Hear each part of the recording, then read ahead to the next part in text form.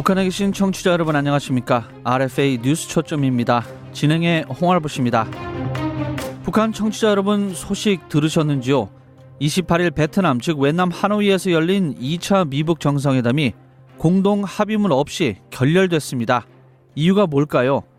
도널드 트럼프 미국 대통령은 이날 회담이 종료된 직후 자신의 숙소인 JW 메리어트 호텔에서 가진 기자 설명회에서 북한이 전면적인 대북 제재 해제를 요구했다며 이를 수용할 수 없었기 때문에 합의에 이르지 못했다고 밝혔습니다. 트럼프 대통령입니다. 이번 회담의 결렬 이유는 바로 제재 때문입니다. 북한은 완전한 제재 해제를 원했습니다. 하지만 미국은 그 요구를 들어줄 수 없었습니다. 북한은 핵 프로그램의 상당수를 비핵화할 준비가 돼 있었습니다. 그러나 그렇다고 미국이 전면적인 제재 해제를 할 수 없었습니다.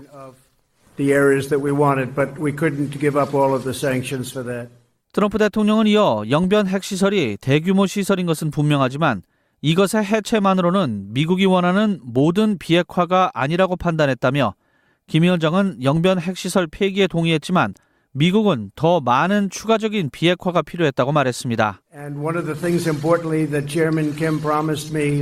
김정은 위원장이 전날 밤 나에게 약속한 것 중 하나는 앞으로 미사일 핵실험을 하지 않겠다고 한 것입니다.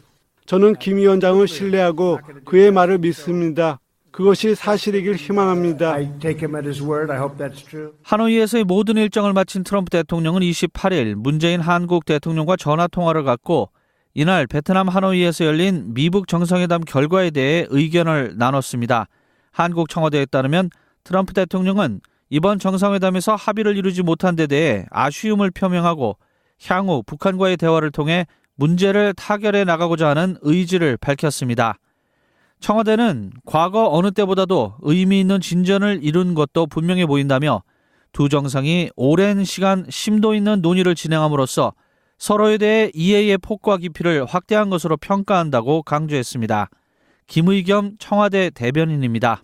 트럼프 대통령이 북한의 비핵화 조치와 연계해 제재 해제 또는 완화 의사를 공개적으로 밝힌 점은 북미 간 논의의 단계가 한층 높아졌음을 보여주는 대목입니다. 미국의 대북 제재 해제를 누구보다도 간절히 원했을 북한 무역 일꾼들은 이번 회담 결과를 어떻게 받아들일까요?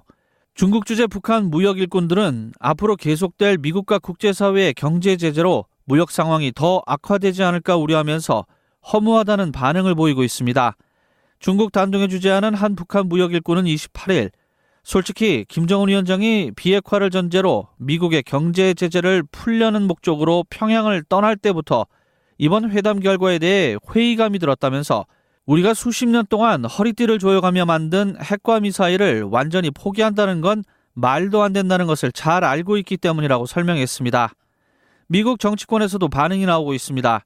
미국 상원 외교위원회 동아태 소위 민주당 측 간사인 에드워드 마키 상원 의원은 2차 미북 정상회담이 결렬됐지만 북한의 핵과 탄도미사일 위협을 해결하기 위해 미북 간 실무회담이 즉각 재개돼야 한다고 촉구했습니다. 유럽연합은 28일 이번 미북 정상회담과 관련해 한반도 문제를 해결하기 위한 외교적 노력을 지지하면서도 국제사회의 완벽한 제재 이행이 필수적이라고 강조했습니다. 유럽연합 대변인은 우리는 모든 시련에도 불구하고 한반도에 대한 외교적 과정들이 핵무기 없는 한반도를 구축하고 한반도의 평화와 안보를 확립하는 유일한 길로서 장려하고 발전시켜야 한다고 강하게 확신한다고 말했습니다. 인권단체들은 이번 2차 미북 정상회담에서도 인권 문제가 거론되지 않아 실망스럽다는 반응입니다. 미국 북한인권위원회의 그렉 스칼라튜 사무총장입니다.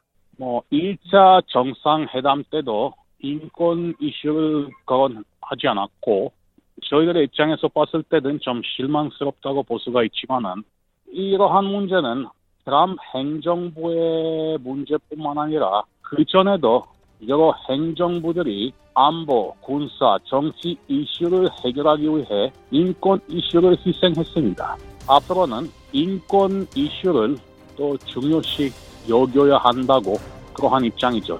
RFA 뉴스 초점 지금까지 홍알보시였습니다. 안녕히 계십시오.